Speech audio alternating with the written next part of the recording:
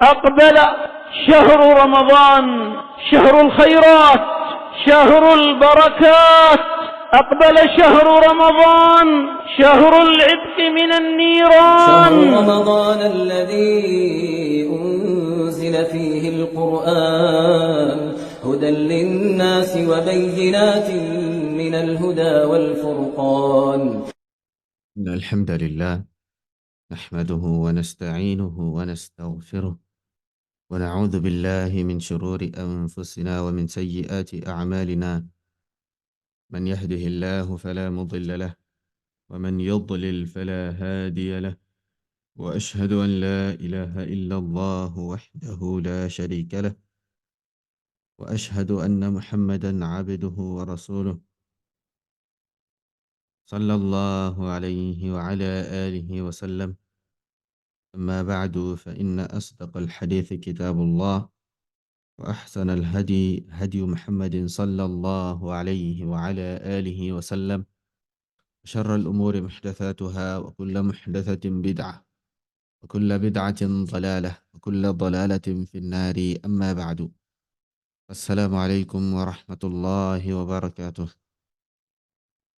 إليني الدرس الخامس عشر، لتن ترى شهر رمضان آداب وأحكام، الشيخ إمام ابن علي الأثري حفظه الله تعالى. أولي المسائل المتعلقة بالنية، أو الأمر التي ينشئ pẹ̀lú àníyàn.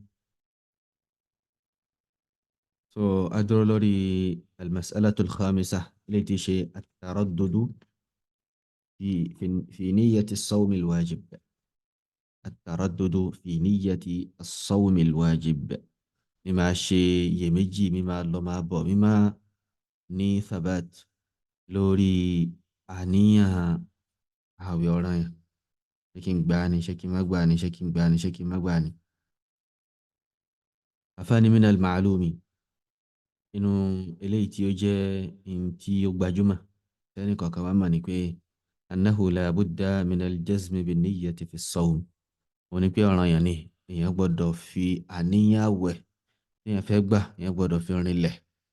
Èèyàn gbọ́dọ̀ fi rinlẹ̀ tí èèyàn ó sọ clearly pé mo fẹ́ gba àwẹ̀ lọ́la, àti tí èèyàn ó ní àdìsọ́kàn yẹn clearly pé mo fẹ́ gba àwẹ̀ ní ọ̀la. faman taraddada fi niyyati as-sawm, ẹnikẹ́ni tó bá ń ṣe méjì tí kò dúró sórí àníyàn kan nípa àwẹ̀ rẹ̀, tó ń lọ tó ń bọ̀ lórí pé ṣé kí n gbà á ni, ṣé kí n má gbà á ni. hal yasumu ghadan aw la, ṣé ń gbààwẹ̀ lọ́la bí ń gbààwẹ̀, ṣé máa gbààwẹ̀ lọ́la bí mi ní gbààwẹ̀. wa dhalla mutaraddidan hakadha ila ba'di al-fajr, tó wá wà lẹ́nu tó ń ṣe iyèméjì báyẹn títí tó fi di ẹ̀yìn ìgbà tí al-fajr yọ. afáàní famithlu hadha la yasihhu sawmuhu, irú ẹ̀yàn báyìí àwẹ̀ rẹ̀ lálàáfíà o, li'adami tabyiti an-niyyah, torí pé kò ní àníyàn síwájú kí al-fajr tó yọ.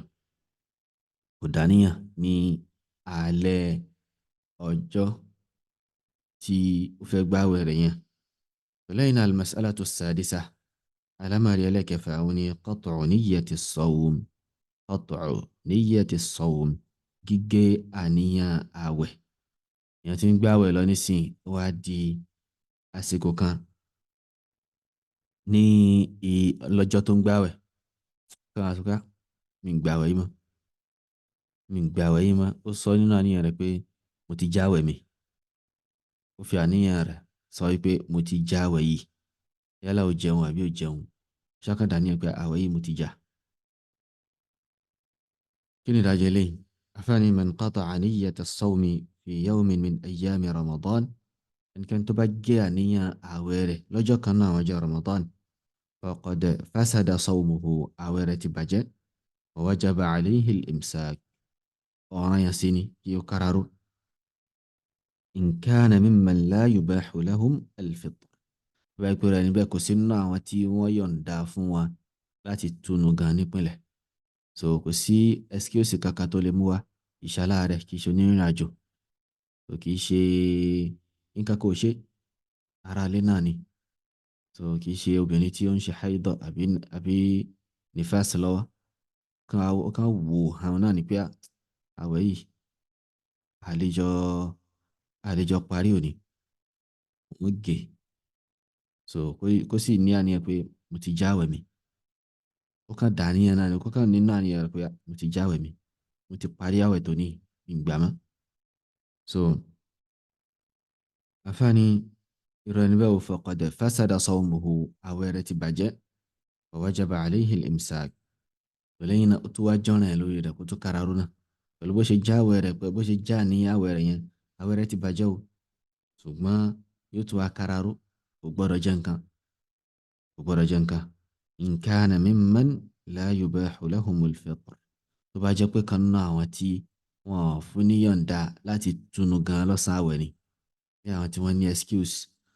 afáwọn ní fa in kana mimman yubahu lahumul fitr kal maridi wal musafir, tó bá jẹ́ kan náà àwọn tí wọ́n fún ní yọ̀ǹda tí wọ́n ṣe lẹ́tọ̀ọ́ fún wọn láti túnu gan ní ọ̀sán àwẹ̀ gẹ́gẹ́ bí aláàrẹ̀ àti onírìn àjò, fa alayhi al-qada'u faqat, ìrọ̀ níbẹ̀ yóò kà san ọjọ́ yẹn padà lásán ni, yóò san ọjọ́ yẹn padà ni.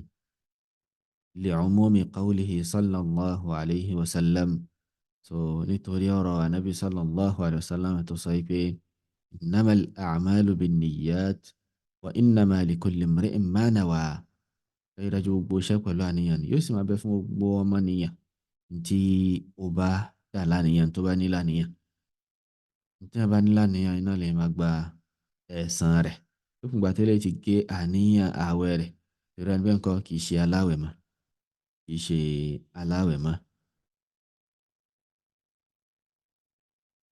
afáàní wajhu dilala min hadha al-hadith, so ibi tí ẹ̀rí wà nù hadith yìí ni pé anna hadha ar-rajula lamma nawa qat'a sawmihi inqata'a, wọ́n ní pé arákùnrin yìí aláwẹ̀ yìí nígbà tó ti dàníyàn pé òun ti gé àwẹ̀ òun, inqata'a, àwẹ̀ náà ti gé nìyẹn, àwẹ̀ náà ńkọ́ ó ti gé nìyẹn. الشيخ أبو مالك توفيق البعداني حفظه الله تعالى nínú tírà àwọn الشامل لمسائل الصيام والاعتكاف وليلة القدر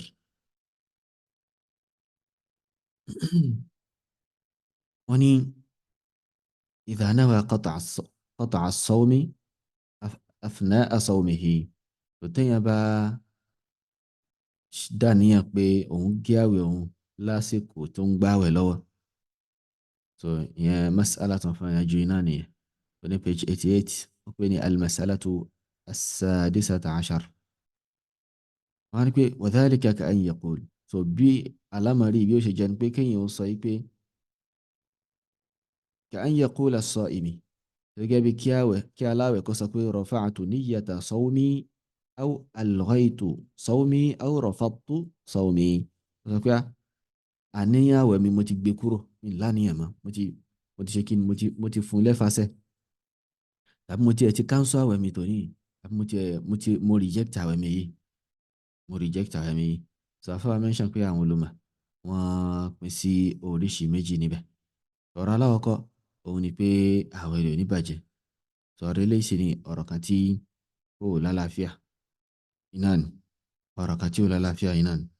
so ọ̀rọ̀ ẹlẹ́kejì òun náà ni pé yabtulu sawmuhu idha ta'ammada raf'a niyyati sawmi nahara, òun ni pé irú ẹni bẹ́ẹ̀ àwẹ̀ rẹ̀ yóò bàjẹ́ tó bá mọ̀ọ́mọ̀ gbé àníyàn àwẹ̀ rẹ̀ kúrò, tó mú kúrò fúnra lára rẹ̀, so àwẹ̀ rẹ̀ yóò bàjẹ́. so eléyìí afáàní òun ni ọ̀rọ̀ àwọn màlìkíyà àti alhanabila àti àwọn al-zahiriyya, so bákan náà ọ̀pọ̀lọpọ̀ náà àwọn ash-shafi'iyya wọ́n á ní kílẹ̀ rí wọn.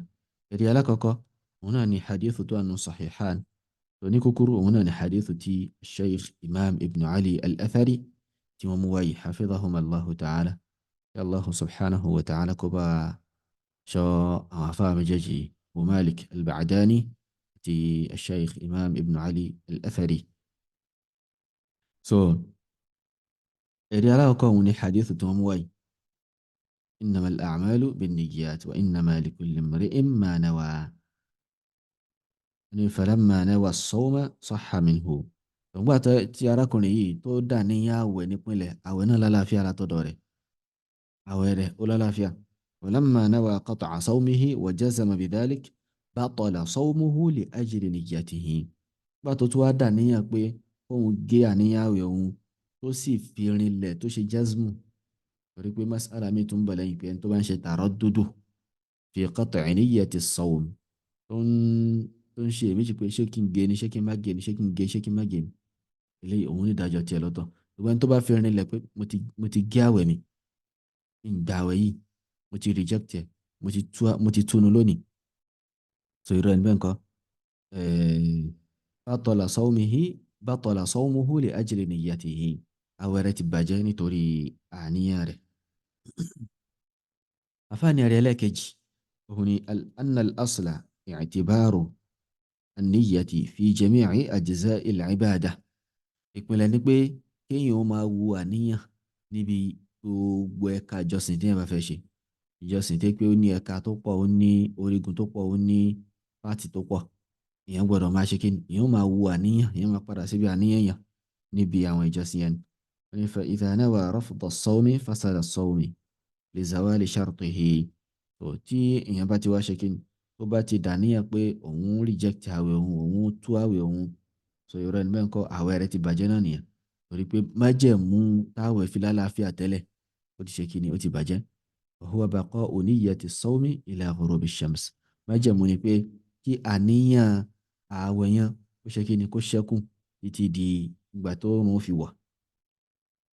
so ọ̀rọ̀ ẹlẹ́ẹ̀kejì yìí òun ni ọ̀rọ̀ eléyìí tí ó lálàáfíà, ní eléyìí tí Sheikh Imam Ibn Ali Al-Athari tí wọ́n mú wáyé. سلينا فواني المسألة السابعة. الأمر يليك جي تفهمني با النية، وني التردد في قطع نية الصوم. كما شيء مجي لودي بي شكين جي أنيا ومني شكين مجي، شكين جا ومن شكين مجي، شكين مجي. أفني لو تردد في قطع نية الصوم فإن صومه لا يبطل. tẹ́yìn bá ń ṣe iyèméjì lórí pé ṣé kí n gé àwẹ̀ mi, ṣé kí n má gé, àwẹ̀ rẹ̀ níbẹ̀ ńkọ́ kò ní bàjẹ́. madama lam yajzim bi qat'iha, lókùngbà tí ó ti fi rinlẹ̀, tí ó ti fi rinlẹ̀ lọ́rọ̀ kan pé mo ti gé, bí eléyìí tó ṣíwájú rẹ̀. nílé anna al-asla baqa'u an-niyyah, torí pé ìpìlẹ̀ ni pé àníyàn yẹn ó ṣẹ́kù náà ni. ìpìlẹ̀ ni pé àníyàn yẹn ó ṣẹ́kù nítorí pé ìpìlẹ̀ ni pé ó láníyàn àwẹ̀. so al-yaqin sì ní la yazulu bi-shakk, qa'ida eléyìí. al-yaqin la yazulu bi-shakk, ntí ó dá wa lójú pó rinlẹ̀, iyèméjì ò lè mú kúrò. ó dá wa lójú pé mùsùlùmí lẹ́ni yìí, ó dá wa lójú pé ẹni yìí ó bẹ̀rẹ̀ ọjọ́ rẹ̀ pẹ̀lú pé ó ń gbàwẹ̀. àníyàn àbí iyèméjì kò lè mú dídá lójú tí nǹkan yẹn dá wa lójú nípìnlẹ̀ yẹn, a lè fi mú kúrò. al-yaqinu la yazulu bi-shakk. so lábẹ́ qa'ida yìí òun ni al-aslu baqa'u ma kana ala ma kan. al-aslu baqa'u ma kan ala ma kan. ìpìlẹ̀ ni pé n tó wà síwájú, n tó ti ń ṣẹlẹ̀ síwájú, al-aslu ìpìlẹ̀ ni pé nǹkan náà yóò wà lórí nǹkan tó wà ní títí tá a fi rẹ́ẹ̀dì tó mú kúrò ń bẹ̀. lókùngbà tá a bá ti rẹ́ẹ̀dì tá a rí àmọ̀dájú pé nǹkan yìí ó ti kúrò, ó ti yàtọ̀ sí bá a ṣe mọ̀ tẹ́lẹ̀, nǹkan yẹn bó ṣe wà náà ló wà, bó ṣe wà tẹ́lẹ̀ yẹn iná ni ó wà, kò sí nǹkan kan tí ó mú kúrò àbí tó lè mú kúrò. tó li anna al-asla baqa'u an-niyyah, torí pé ìpìlẹ̀ ni pé kí àníyàn yẹn ó ṣẹ́kù bó ṣe ní láti pinlẹ̀. hatta ya'zima ala qat'iha wa izalatiha, tí tẹ́nìyàn tí ó fi ní azmu, tí ó fi ní àrídájú, tí ó fi wú lórí pé kí ni ó gé, tí ó dẹ̀ gé, tí ó ń jẹ́ pé bóyá ó wù lásán àbúkàn ń tààrọ̀ dáadáa lásán, tí ó fi gé tí àwọ̀ yẹn tí ó fi wá ní símá. lókùngbà tó bá yẹ pé ó sì wà lẹ́nu tó ń ṣe iyèméjì ni, kò sí tí ó burú bẹ́ẹ̀. Sheikh Abu Malik Tawfiq al-Ba'dani hafidhahullah inú tírà àwọn Ash-Shamil ní page 90 níbẹ̀ wọ́n ní pé fa'ida àǹfààní kan lélẹ̀ ní idha taraddada fi niyya wa lam yajzim bi qat'iha fa fihi khilafun aydan. So tí èèyàn bá ń ṣe taraddudu níbi àníyàn yàn tí ó ṣe jazmu lórí qat'u rẹ̀ tí ó fi rìnlẹ̀ pé òun ti gé ó kàn ń ṣe èméjì ni. So wọ́n ní pé ìyapa ń bẹ́ẹ̀ náà láàrin àwọn olùmọ̀. So wọ́n ní pé fa qawlu Shafi'iyya wa ba'di al-Hanabila la yabtulu as-sawm. So ọ̀rọ̀ àwọn Shafi'iyya àti apá kan náà àwọn al-Hanabila wọ́n ní pé àwọn yóò bàjẹ́.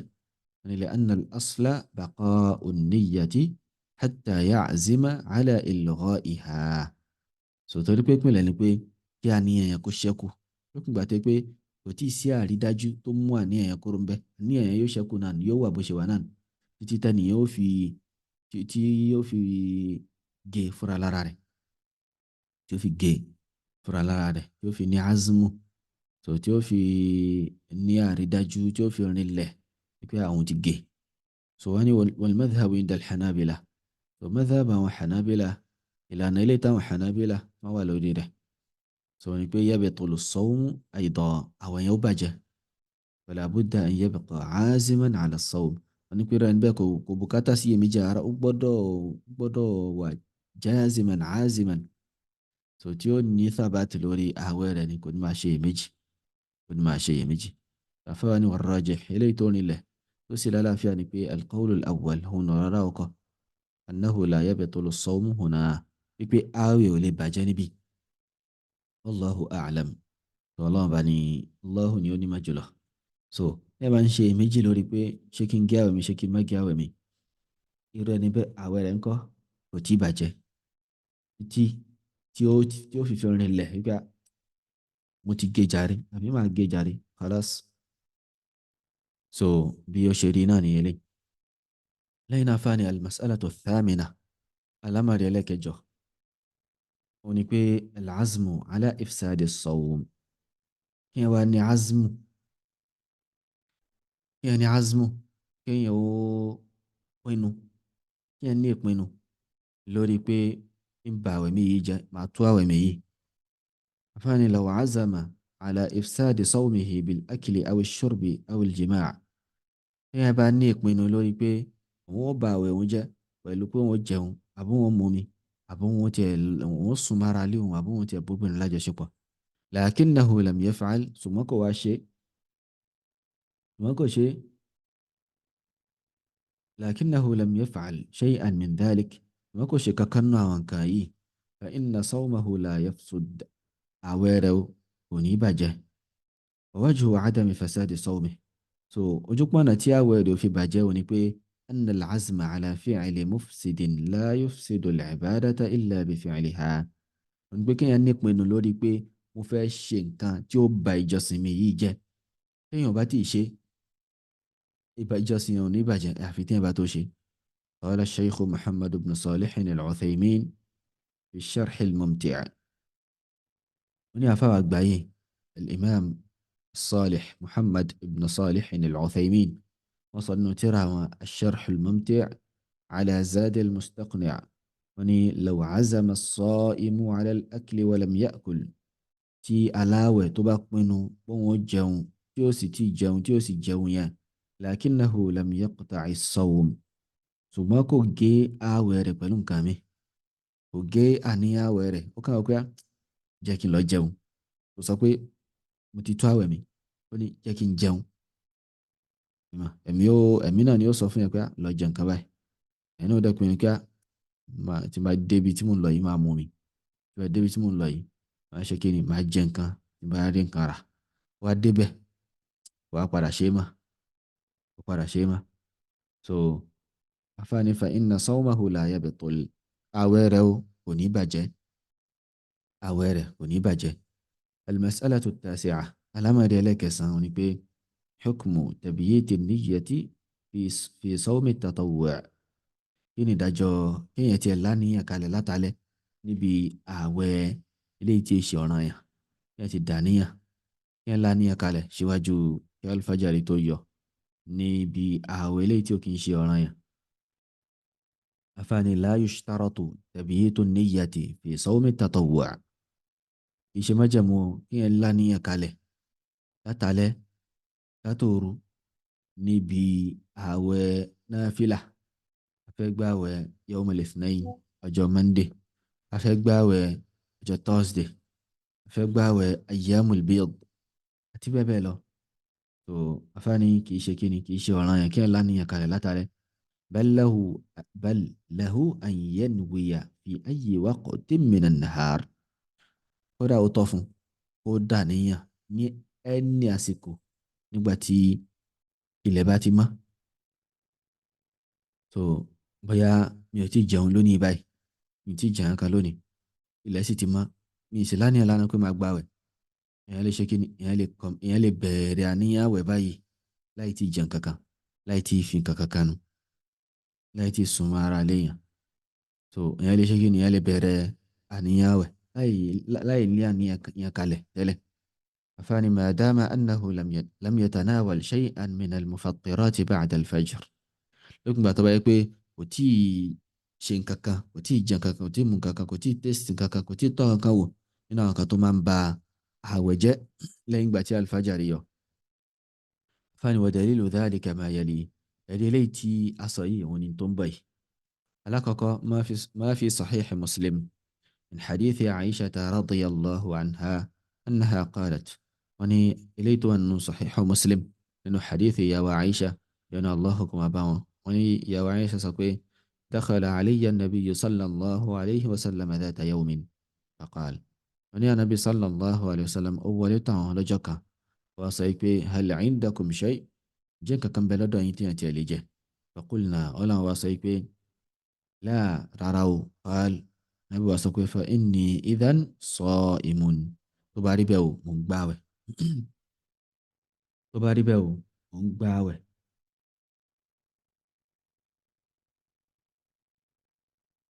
àfààní wajhu dilala bí tí ẹ̀rí wà ń bi hadithi ni pé anna nabiyya sallallahu alayhi wa sallam ansha an-niyyata min an-nahari fi qawlihi fa inni idhan sa'im. ní anabi sallallahu alayhi wa sallam ó ṣe kí ni, ó bẹ̀rẹ̀ àníyàn rẹ̀ ní ọ̀sán, àti ní ojúmọmọ, ní ìyálẹ̀ta. náà ni anabi sallallahu alayhi wa ala alihi wa sallam ló bẹ̀rẹ̀ àníyàn ààwẹ̀ rẹ̀ pẹ̀lú ọ̀rọ̀ rẹ̀ tó sọ pé fa inni idhan sa'imun, èmi kọ́ mò ń gbààwẹ̀. Sheikh Rajab Abu Muslim hafidhahullah gbà tí wọ́n ń ṣe àlàyé tírà yìí fún wa, wọ́n ní wa yahtamilu an yakuna sa'iman min qabl. ọ̀rọ̀ rẹ̀ tó sọ pé fa inni idhan sa'imun yẹn, so ó tún túmọ̀ sí pé anabi sallallahu alayhi wa sallam bóyá ó ti ń gbààwẹ̀ tẹ́lẹ̀ náà, fa arada an yuftir, ó wá fẹ́ jà ní pé bóyá ó jí lẹ́nu tó ń gbààwẹ̀ náfìlà yẹn tẹ́lẹ̀ ni. so ó wá fẹ́ ṣe kí ni, ó wá fẹ́ wá nǹkan jẹ, kò fẹ́ complete àwẹ̀ yẹn mọ́. wọ́n ní falamma lam yajid shay'an yuftiru bih, yóò tó wá rí pé kò rí nǹkan kan tí ó ṣe kí ni, tí ó fi túnu, tí ó jẹ. qal inni sa'imun ay la utimmanna sawmi. ìgbà tí ó ní nǹkan tí ó jẹ ló fi wá sọ pé màá gbààwẹ̀ ńgbà náà, yẹn ni pé màá complete àwẹ̀ mi, yẹn ni pé hadithi ó ń túmọ̀ sí pé bóyá anabi sallallahu alayhi wa sallam ó ṣẹ̀ṣẹ̀ bẹ̀rẹ̀ àníyàn àwẹ̀ rẹ̀ lásìkò yẹn, ó sì ń túmọ̀ sí pé bóyá ó ń gbààwẹ̀ tẹ́lẹ̀ náà ṣùgbọ́n fẹ́ jẹ nǹkan láti fi já àwẹ̀ yẹn, ṣùgbọ́n gbà tí ó wá rí nǹkan kan jẹ ó wá sọ pé màá complete àwẹ̀ yẹn gbà náà. so hadith ẹlẹ́kejì ni pé annahu qad sahha an jam'in min as-sahabati radiyallahu anhum annahum ansha'u sawma at-tatawwu'i bi niyyatin min an-nahar.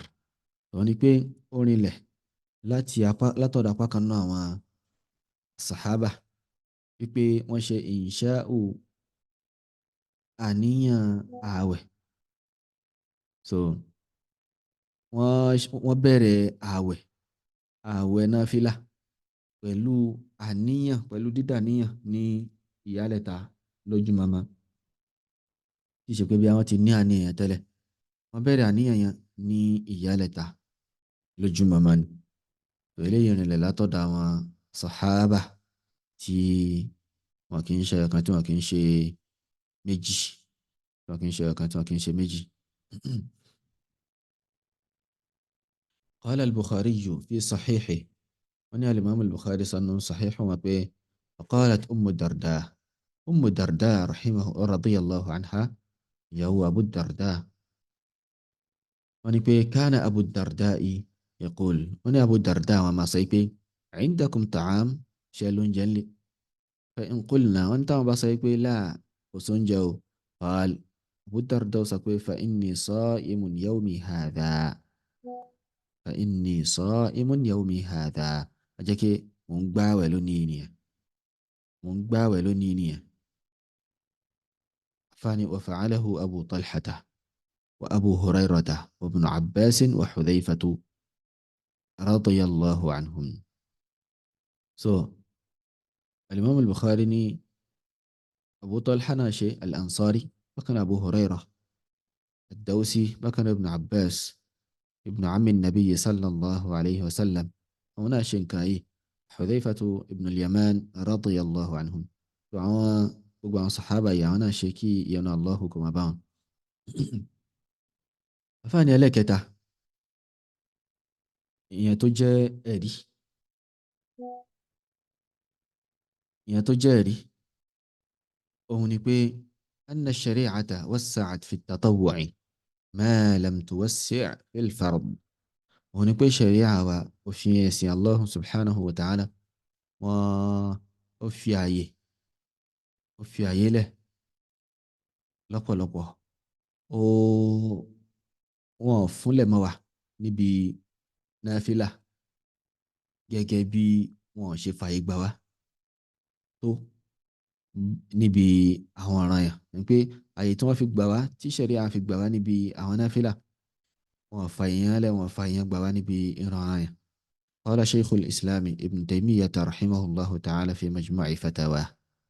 الإمام ابن تيمية رحمه الله إنه مجموع الفتاوى ونبي كما أن الصلاة المكتوبة يجب فيها من الأركان كالقيام والاستقرار على الأرض ما لا يجب في التطوع توسيعا من الله على عباده في طرق التطوع فإن أنواع التطوعات دائما أوسع من أنواع المفروضات. So Ibn Taymiyyah rahimahullahu ta'ala wọ́n ní pé yẹ́bọ̀ jẹ́ pé ìran ọ̀ranyàn ní àwọn arkan àwọn orígun kan ó ṣe kí ni ó jẹ́ ọ̀ranyàn níbẹ̀ gẹ́gẹ́ bí dídúró bákan náà dídúró dáadáa fífẹsẹ̀ rinlẹ̀ lórí ilẹ̀ láwọn kan tẹ́ pé kò jẹ́ ọ̀ranyàn níbi at-tatawwu' níbi salatu an-nafila tawsi'an min Allahi ala ibadihi fi turuq at-tatawwu'. So eléyìí Allah subhanahu wa ta'ala ó fi àyè gba àwọn ẹrú rẹ̀ níbi àwọn oníranran ìjọsìn náfìlà ní fa inna anwa'a at-tatawwu'ati da'iman awsa'u min anwa'i al-mafruḍāt. torí pé àwọn oníranran àwọn oríṣiríṣi náfìlà nínú àwọn ìjọsìn oríṣiríṣi ní ọ̀pọ̀lọpọ̀ gbà àbí ní gbogbo gbà wọ́n máa ń fẹ̀ ju àwọn ìran ọ̀ranyàn lọ. àwọn nǹkan tó gbáyàn téèyàn lè ṣe tígbàláyè wà fún níbi náfìlà ó fẹ́ gan-an ju tígbàláyè wà láti ṣe níbi ìran ọ̀ranyàn lọ. afáwa ní tanbihan àkíyèsí méjì. tanbihul awwal àkíyèsí aláwọ̀kan ni pé yasihhu sawmu at-tatawwu'i bi niyyatin fi ayyi waqtin min an-nahar sawa'un kana qabla az-zawali aw ba'dah. wọ́n ní pé ó tọ́ kéèyàn bẹ̀rẹ̀ àwẹ̀ at-tatawwu' àwẹ̀ náfìlà pẹ̀lú àníyàn kéèyàn bẹ̀rẹ̀ àníyàn rẹ̀ fi ayyi waqtin minan nahar ní ẹni àsìkò láti ìyálẹ̀ta láti ìgbà tílẹ̀ bá ti mọ́ ẹni àsìkò lèyàn lè bẹ̀rẹ̀ àníyàn rẹ̀ ní sawa'un kana qabla az-zawali aw ba'da yálà èèyàn bẹ̀rẹ̀ rẹ̀ síwájú kóòrùn tó yà tàrí ni àbí lẹ́yìn ìgbà tóòrùn yà tàrí. afáàní wa dalilu ẹ̀rí tó ń tọ́ka sí nǹkan yìí pọ́tọ́ ni pé adamu dalili ala adami sihhati niyya ba'da zawal. wọ́n ní pé kò sí ẹ̀rí tó ń tọ́ka sí pé kò tọ́ láti ṣe kíni kò tọ́ láti ẹ̀rí ẹ̀yẹn pé kò sí ẹ̀rí lórí pé tí ẹ bá ní àníyàn lẹ́yìn ìgbà tí oòrùn bá yá tàrí èèyàn ní ṣe kí ni èèyàn ní ládàá àníyàn yẹn ní pé àwẹ̀ tí ẹ bá bẹ̀rẹ̀ lásìkò yẹn kò ní lálàáfíà so kò sẹ́ẹ̀rì kan tó ń tọ́ka sí nǹkan yìí pé àwẹ̀ tí ẹ bẹ̀rẹ̀ ní ojú mọ́mọ́ níyàlẹ̀ta tí oòrùn ti yá tàrí so pé kò sẹ́ẹ̀rì kan tó sọ pé àwẹ̀ bẹ́ẹ̀ kò ní lálàáfíà láwẹ̀ náfìlà iṣẹ́ àwẹ̀ ọ̀ranyàn. àfáàní qala shaykhul islam ibn taymiyyah rahimahullah fi majmu'i al-fatawa والأظهر صحته يعني الصوم بنية التطوع بعد الزوال كما نقل عن الصحابة. Ibn Taymiyyah rahimahullah ta'ala pé eléyìí tó hàn jù wọ́n ní pé nǹkan yìí lálàáfíà ààwẹ̀ ní pẹ̀lú àníyàn wípé náfìlà ni lẹ́yìn ìgbà tí oòrùn bá ti yá tàrí so eléyìí tó hàn jù nínú ọ̀rọ̀ àwọn olùmọ̀ nínú ẹ̀sìn yìí wọ́n ní pé kí ni nǹkan tó lálàáfíà ni ààwẹ̀ náà lálàáfíà. كما نقل عن الصحابة جايب واش قالت عن الصحابة لنا فاني التنبيه الثاني أكيد سيلك جنبين تحتسب النية في صوم التطوع من حين نوى الصيام ونبي يشيروا àníyàn wọ́n fẹ́ ṣe ìṣirò ládàá àníyàn fún yàn níbi àwẹ̀ náfìlà so wọ́n á ṣe ìṣirò wọ́n á bẹ̀rẹ̀ ìṣirò ládàá àníyàn yẹn ní àsìkò ìgbà téèyàn bá bẹ̀rẹ̀ àníyàn àwẹ̀ yẹn èèyàn bẹ̀rẹ̀ àníyàn látọ̀sán nísìnyí ilẹ̀ mọ́ kò tí ì rí tí ó jẹ ó di aago méjì wọ́n kí zọ́ọ̀rì tán ó ń lérò pé bẹ́yà òun ó réyàn tó ń gbà nǹkan lọ́wọ́ rẹ̀ náà bóun ti ló ń jẹjẹ ni so kò rí nǹkan kan tí wọ́n fi kí zọ́ọ̀rì tán láti bí aago kan yẹn wọ́n sọ pé ẹ̀ ń wúlẹ̀ sọ́ọ̀dì àwẹ̀ járe ẹ̀ kí n sọ́ọ̀dì àwẹ̀ so ládàá tí ó gbà yóò bẹ̀rẹ̀ láti àsìkò zọ́ọ̀rì yẹn yóò bẹ̀rẹ̀ láti àsìkò zọ́ọ̀rì yẹn so bẹ́ẹ̀ náà tí yóò bá yẹ pé àwẹ̀ náfìlà náà èèyàn ṣe kí ni èèyàn bẹ̀rẹ̀ ní ẹ̀yìn asiri náà àbí wákàtí kan sásìkò tó rùn wọ̀ náà lèèyàn ti wá bẹ̀rẹ̀ lópin ìgbà tó bá yẹ pé èèyàn ò tí ì jẹun kankan látàárọ̀ lópin ìgbà tó bá yẹ pé èèyàn ò tí ì jẹun kankan látàárọ̀ so ládàá rẹ̀ yóò jẹ́ pé ìgbà tí èèyàn bá tó bẹ̀rẹ̀ àníyàn yẹn iná ní ládàá yẹn wọ́n bẹ̀rẹ̀ sí máa ṣe ìṣirò rẹ̀ fún yàn. àfáàní wa dalilu ẹ̀rí rẹ̀ ní umumu qawlihi sallallahu alayhi wa sallam pé general saying anabi sallallahu alayhi wa sallam tó sọ pé innamal a'malu binniyat wa innama likulli imri'in ma nawa ẹ̀rí dájú gbogbo iṣẹ́ pẹ̀lú àníyàn ni yóò sì máa bẹ fún gbogbo èèyàn ní tó bá ní láníyàn. وجه الدلالة من الحديث so ibi tí ẹ̀rí wà nínú hadith ni pé anna الثواب إنما يكون على إمساك ابتغي به وجه الله تعالى wọ́n ní pé ẹ̀san yóò máa wà lórí ìkáraró kan àìjẹun àìmumi àìbá obìnrin lájọṣepọ̀ kan téèyàn ṣe téèyàn fi ń wá ojú rẹ̀ Allahu subhanahu wa ta'ala ẹni tó káraró látàárọ̀ tí di maghrib kún 30 minutes tí ó jẹun kan kò ní ládàá kan tí ó gbà tó bá bẹ̀rẹ̀ àníyàn pé mò ń gbàwẹ̀ jẹ́ ń sọ kí ní ìdáwẹ̀ 30 minutes tó kù yẹn lásán ni ó gbà ládàá rẹ̀ tí ọ̀rọ̀ àfa tí ó ń tọ́ka sí náà ní eléyìí. wọ́n á ní qala shaykhul islam ibn taymiyyah rahimahullah ibn taymiyyah rahimahullah ní pé wal mansusu an ahmada eléyìí tí ìtọ́ka wá lórí rẹ̀ láti ọ̀dọ̀ alimam ahmad rahimahullah ta'ala ní pé anna thawaba min hini niyyah pé ẹ̀san ní yóò bẹ̀rẹ̀ ẹ̀san téèyàn ó gbà ní ẹ̀san yẹn yóò jẹ́ pé ìgbà téèyàn bá tó dàníyàn iná ní ìgbà tí èèyàn tó bẹ̀rẹ̀ sí ni máa gbọ́lá ìgbà náà ni wọ́n tó bẹ̀rẹ̀ sí ni máa ṣírò ládàá fún yàn. أفاني وقال الشيخ عبد العزيز بن باز قال الشيخ عبد العزيز بن باز رحمه الله تعالى كما في مجموع فتاويه so الشيخ ابن باز عليه رحمة الله وني يجوز له أن يصوم من أثناء النهار طفوية وبرعوه ني ìyálẹ̀ta lójúmọmọ nígbà tí ilẹ̀ ti mọ́ tọ́jọ́ ti ń lọ إذا كان لم يتعاطى شيئا من المفطرات بعد طلوع الفجر ويقول يعني كتي شنكاكا كتي جنكاكا كتي منكاكا كتي شنكاكا ناوان كتومان باوجه لا تقبتي الفجر تيو ويكتب له أجر الصائم من حين نيته wọ́n sì kọ ẹ̀san aláwẹ̀ kalẹ̀ fún wọn kọ ẹ̀san kó gbààwẹ̀ fún láti àsìkò tó bẹ̀rẹ̀ àwẹ̀ yẹn látàsìkò tó bẹ̀rẹ̀ níyà àníyàn àwẹ̀ yẹn pé jẹ́ n sọ kí ní ìdáwẹ̀ àti àsìkò yẹn ni ládó ti bẹ̀rẹ̀ sí ní wà fún. afáàní wa bina'an ala dhalik so lórí eléyìí tá a sọ yìí faman arada an yasuma al-ithnayni faman arada an yasuma al-ithnayni wal-khamis aw as-sitta min shawwal aw al-ayyam al-bid fala budda lahu min tabyit an-niyyati min al-layl liyahsula ala ajri as-siyami kamila. wọ́n ní lórí eléyìí tá a sọ yìí táwọn olùmọ̀ sọ yìí ẹnikẹ́ni tó bá fẹ́ gbààwẹ̀ ọjọ́ Monday ọjọ́ Thursday tó fẹ́ gba sítò Shawwal àwọn ọjọ́ mẹ́fà nínú oṣù Shawwal tó fẹ́ gba ayyamul bid ọjọ́ 14-15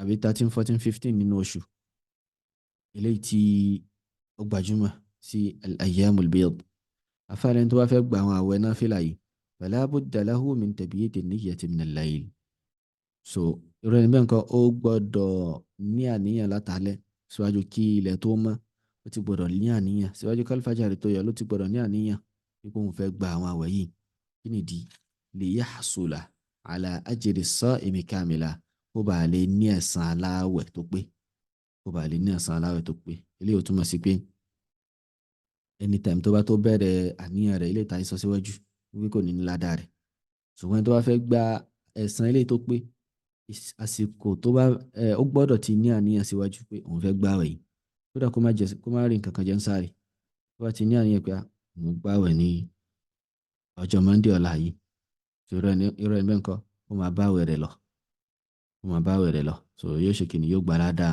àwẹ̀ eléyìí tí ó pé yóò gbà ládàá àwẹ̀ eléyìí tó pé eléyìí ni àwọn alámọ̀dé eléyìí tó ní ṣe pẹ̀lú àníyà tí Sheikh tí wọ́n mú wá nínú tírà yìí eléyìí tí ṣe májẹ̀mú ẹlẹ́ẹ̀kẹrin ash-shartu ar-rabi' nínú shurutu wujubi as-siyam àwọn májẹ̀mú tí máa ń sọ àwẹ̀ di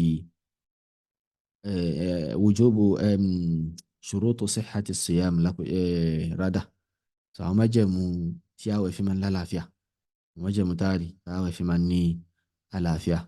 Allahu ta'ala a'la wa a'lam. سبحانك اللهم وبحمدك أشهد أن لا إله إلا أنت أستغفرك وأتوب إليك والسلام عليكم ورحمة الله وبركاته.